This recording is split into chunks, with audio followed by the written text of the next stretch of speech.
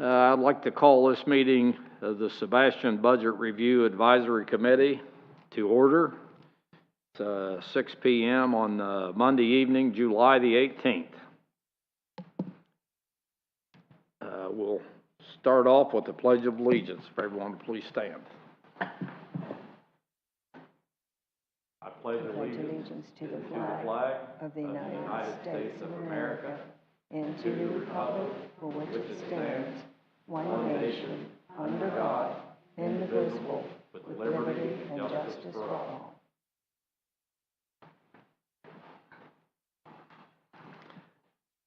Let's have a roll call, please. Yes. Mr. Newhart? Here. Ms. Serta? Mr. Napier? Present. And Ms. Reed? Here. Thank you. And we have Bruce Hoffman has an excused absence he's called. And I think Terrence McGinn told us last week he wouldn't be here, so that's excused. But we haven't heard from anybody else, right? So those any absence other than those two will be unexcused. Okay, now. Next on the agenda is approval of minutes of the meeting of July 11th. Has everybody had a chance to review those minutes? Yes. I've got a comment here. I'll just start first on page 6 of the minutes. It says a motion to move forward with the recommended draft budget was made by Ms. Serta, seconded by Mr. Hall, and approved by unanimous voice vote. I believe that recommendation was to approve the tentative millage rate only. I don't believe it approved the budget or anything else. I think the only thing we dealt with was the tentative millage rate. Well, it'd be the proposed millage rate, Yeah, technically. yeah, the proposed millage rate. The 3.0043. So I'd like to see that change where it says recommended. Just line out draft budget. I have recommended 3.0043 millage rate for trim purposes only. Was made by Ms. Serta. That was your motion, correct? Only that millage rate for trim. Yeah, we didn't make a motion on the budget. Okay. Larry, I do have one other correction on page 2. About halfway down, it speaks about a projection for next year down 50%. Either I misspoke or it's just an error, but it should be 15%. Those projections were 15% higher. I probably misheard it. Well, for whatever reason, it should be changed to 15. So that's where it said that's related to the operating expenses? Yeah, the in operating that section, is that where you are with that 50%? Yes, for the golf course. So that should be 15? 15 as opposed to 50, yes. Okay, Janet, you got that, right? Yes, sir. Okay. Are there any other corrections? I had just one clarification, I guess. From what I understand, there was some confusion about whether or not I was excused last week at the meeting. I think Ken said I was excused. I think we gave you an excuse. Okay, because the minutes just... I'm pretty sure we did. We gave her... Yeah. Oh, good point. Right now, I'm just a blank space. Yeah. Thank you. Okay. With no other corrections, I'll take a motion to approve the minutes as amended. Motion. So moved as amended. Second. Ms. Reed, did you second it? Okay. Motion by Dave Newhart, seconded by Grace. All those in favor signify with aye. Aye. Opposed, same sign. The motion carries 4-0. Review of third quarter financial report. Ken, you're on. Thank you. What I've included, as usual, is the write-up for the City Council's meeting of July 27th to consider the third quarter report. I include the resolution that we would ask them to adopt to amend the budget, and I've shown the budget changes that we've made during this quarter for the quarter ending June 30th. Not anything particularly exciting. We did spend or use the R&R reserve and general fund for some repairs and replacements. On the summary sheets that I give you on the general fund, you can see on that revenues have been collected 80.3%, and expenditures have only been expended for 71.9%. So we're doing, I think, very well for the general fund budget to actual comparisons. I show you the American Rescue Plan Act Fund. Those projects still have yet a ways to go yet to get implemented. It takes a lot of planning and permitting and so forth for what was designated. The balance of general fund forecast is very good and should, I would expect by the end of the year, be well above the level of the projected reserves for this year. On the next page, the Stormwater Fund, I do have a small error there that the numbers show that the projected funds would be higher than what we projected in the 2022 budget. And I think in my write-up here, I did show that they would be lower, so that should be corrected. And I will correct that before it goes to the City Council. In a similar way, on the golf course, the ending resources, as I said, were projected greater than the fiscal year 2022 budget, and they are projected to be less than what was projected. Airport fund is, as stated, that it should be higher than was projected in the 2022 budget, and as well as the building fund.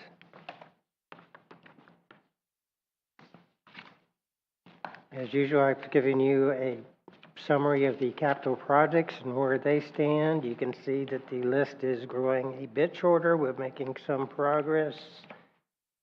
And with 3 months to go, there's, I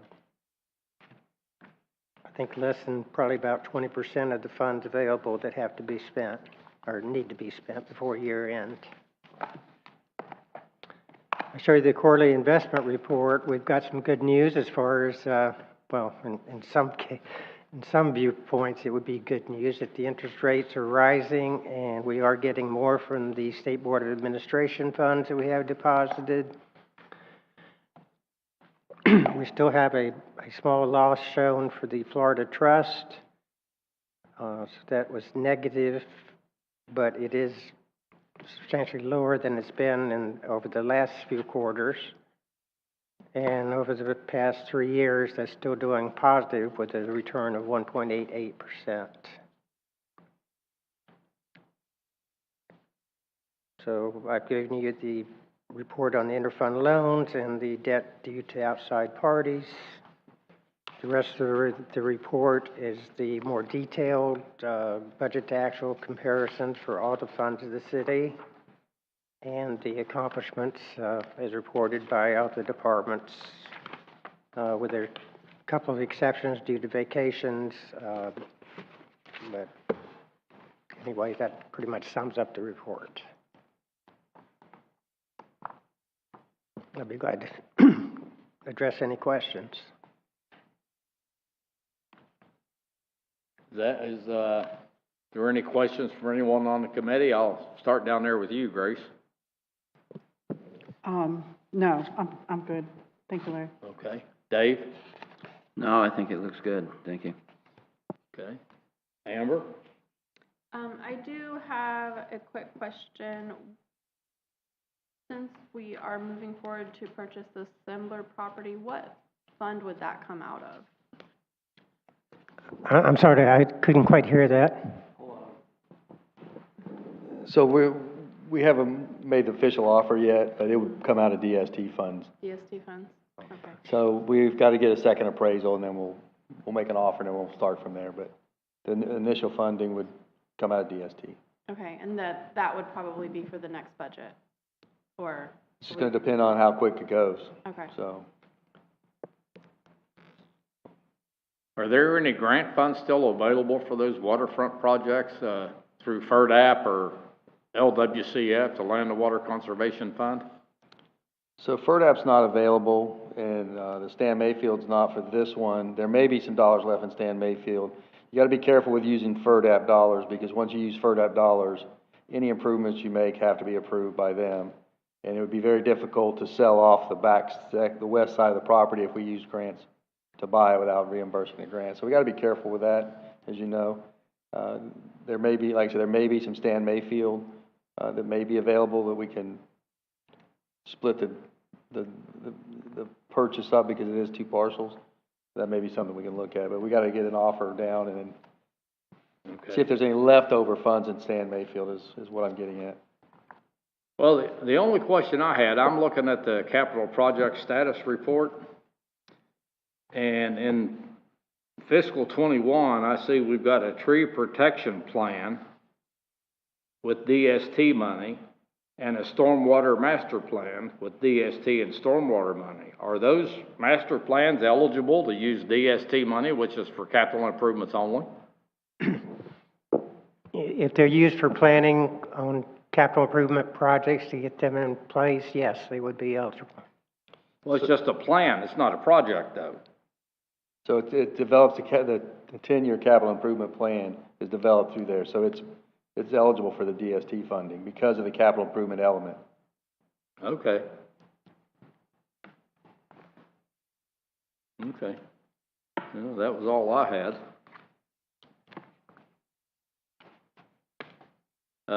Brief update on the July 11th PowerPoint. Ken, that's you again.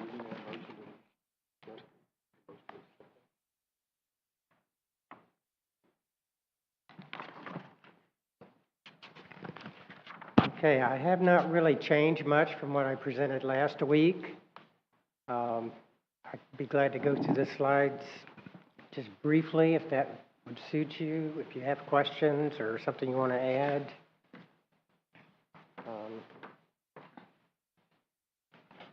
Like I say, these were all presented last week, so I'm not inclined to go into spend your time hearing the same thing again. But as I flip through them, if you have a question, you can probably just halt.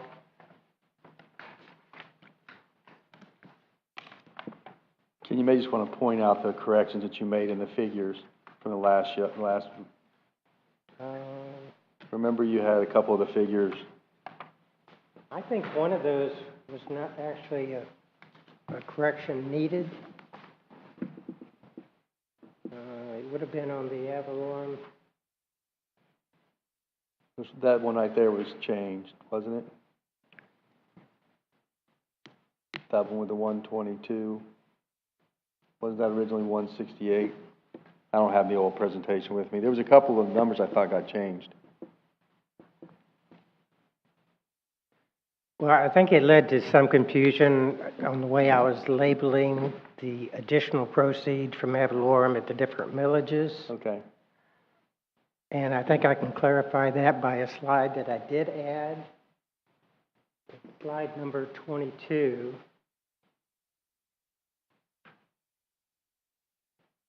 And this is an addition from what you saw last week. I thought it'd be good to have a clear presentation on going with the rollback rate and those additional revenues from the rollback rate versus going with the 2.8658, which is what our budget is based on, our draft budget is based on at this point. And whether, and if we went with the same millage rate as this year, which is the 3.0043.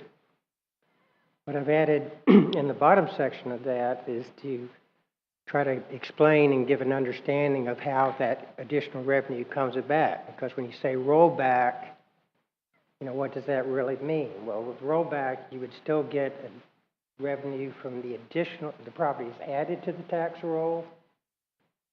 And in the middle column there, the $122,602 would be because of additions to the tax roll.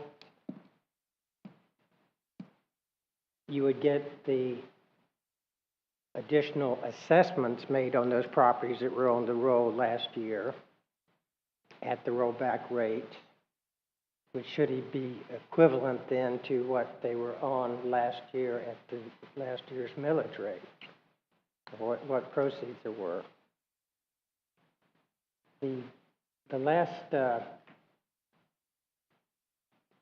line that talks about from the DR 422, final adjustment in 2022, as you know, we set the millage rate and we certified to the property appraiser a millage rate.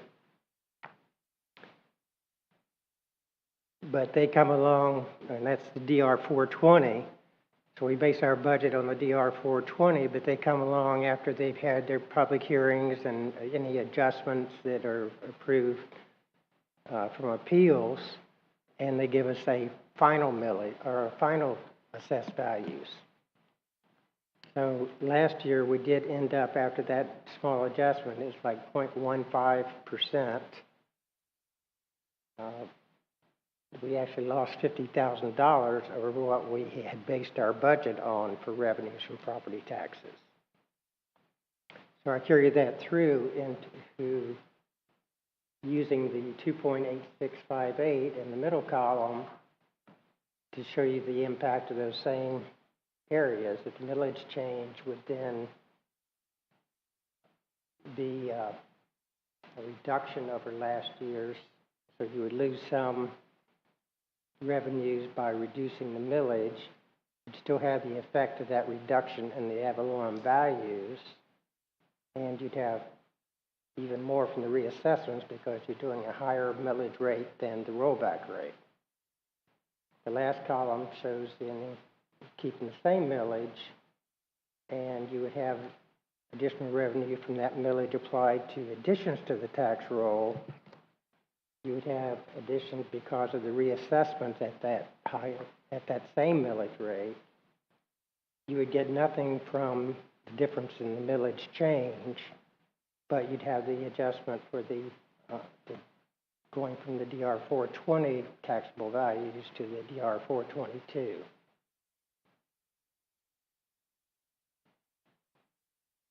So this clearly shows you that with the rollback rate, you would have an advertised tax increase of 0.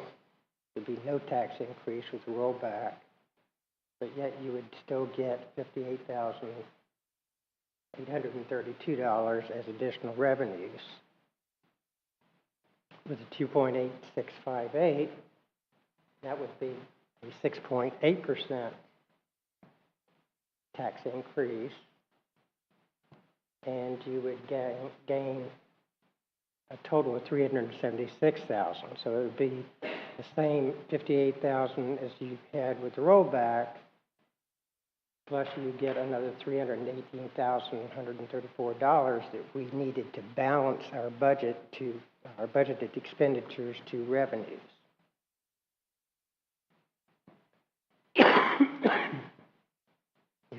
Going with the 3.0043 millage, you would have an additional $241,566 that would basically cover us for unexpected events, adjustments to pay rates, or insurance, or just unexpected events. If we do see between now and September some kind of drastic reduction in our revenue projections, then that could also be some room to adjust for that. And that's basically why we recommend going with the 3.0043. And we thank the committee for recommending that. Can I answer any questions about this or any of the other slides?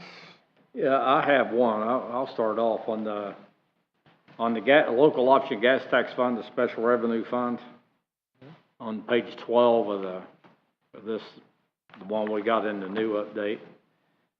Yes. The $250,000 for annual reconstruction and the $600,000 for repaving. That calls to mind several years ago. We had a map that had the city streets on it, and it had the ones that needed immediate work, and it was like 3 or 4 different classifications of streets. I assume there's some kind of detail as to what streets that $600,000 is going to go on. We have a pavement management plan that's in the works. We don't have any dollars applied to that at this point. Is this an offshoot of that old map we had that was like 2 or 3 years ago where they did all It's gonna the be the streets same in the city? principle that we would use that paving, the paving management assessment, that would include a mapping of which streets and which areas. You think we might be able to get a listing of what those are? Not quite at this point. Not, No, they're doing the evaluation, and, I mean, this board's not gonna dictate what roads get paved, the program will. And so what it does is it evaluates every segment of roadway. Every between stop sign and stop sign is given a pavement condition index. Yeah. And through that, they take the dollars that we're going to fund it with, and they apply it to that rating to figure out where we can spend that dollars to get the biggest bang. So they'll use several treatments. They'll use microsurfacing, chip seal and cape seal, full depth reclamation, or just mill and overlay. And that way we can extend those dollars to get the most that we can get out of it. And until we get that finalized, and just as before, we had the council adopt the roadway management plan and the roadways over the next 6 years that would be paved. But we do a reevaluation every 3 years, so that we know if our plan's working or not working. If we need to be more aggressive on some of the better roads and less aggressive on some of the worst roads, that's all part of the planning tools. well, I know we got that map, and that was several years ago, 3 or 4 years ago. So we did it 3 years ago, and now I'm we really just, not trying to dictate, what you guys do. I'm just trying to find out what we're spending money on. yeah, and when they finish this one, there'll be a new map. Because the roads don't deteriorate linearly, and they deteriorate like this. So in 3 years, a road that was in good condition could be in poor condition. So we reevaluate every 3 years and update the map, because if you just wait 6 years, you're too far out of the curve to figure out where you have to get back. So we'll definitely produce that map for you and for the council when it's completed. So we'll have a 6-year paving plan. We have a road condition number for every road in the city, so we know we can compare it to 3 years ago and see how fast some of these roads are deteriorating. Yeah. But it's a multi-cycle to be able to start predicting, because the city just So went that's out. a work in progress then? Yeah, so the city used to just go out and do worst first, and that's not the way to spend your money. You can get 1 or 2 miles of roadway done, and the rest of them are deteriorating. So this is a good policy and a good plan to go. It's a good accountability tool, so we know that if what we're doing is not working, we need to change. Yeah, okay. I'll start down here this time. Amber, you have any questions you wanna? I don't think so. Good. Thank you. Dave? Grace? I'm good. All right. Announce the next meeting date, August the 8th, 2022.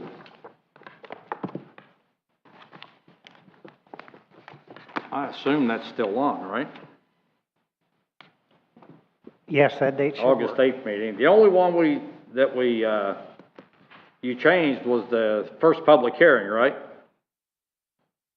Because in here it That's right. says We did- 9/19 on Monday, but it's being changed to 9/13/22 on Tuesday. Yes, Right. that was the only date available in between the county and school board hearing dates. And then the final millage has changed to 9/28/22 on Wednesday instead of Thursday. Those would be the only 2 changes in the originally adopted calendar we have, correct? If I read your stuff right. I think 9/28 was the original scheduled date, but that will be the final hearing on the millage. and the budget. 9/28 will be the final hearing, right? Yes. Okay. And 9/13 will be the first public hearing instead of those other ones. Okay. So you okay with that meeting? The next meeting date, August the 8th? Yes. And whether we got the changes and improvement program and operating budget, if any changes are made, that'll be the next time. That'll be when we take a look at the budget. Yes. Okay. Okay. Well, is everybody good with the next meeting date of August 8th? Anybody can't make it? I'm good. Do we have anybody out there in Zoom land on this? Nobody has their hand raised. Nobody? And none of our members have Zoomed in? Okay. No, sir. I guess we're good with that. Next on the agenda is a general discussion by members. Grace, I'll start with you. I don't have anything tonight, Larry. Okay. Dave? I'm good. Amber? I'm good. I asked my questions. Thank you. I'm good too. Public comments. Sherry, you have anything you wanna? Okay. Nothing there. The next on the agenda is, adjournment. We'll, adjourn this meeting at, 6:25.